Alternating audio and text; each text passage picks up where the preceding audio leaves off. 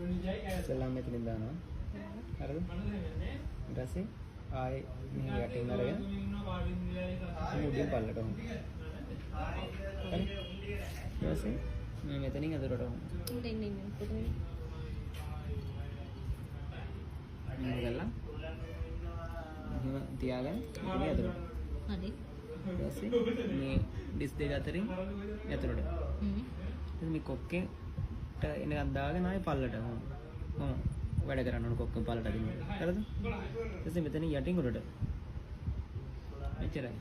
ඊට පස්සේ මැදින් ආයේ එළියට. මෙතනින් ඇතුළට. මෙතනින් ඇතුළට.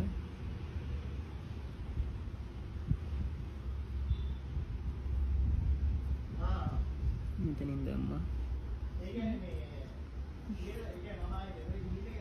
ඊටසේ ඉදි කටුවේ දාන්නේ වම් පැත්තෙන් ඉඳන් දකුණු පැත්තට දාන්න.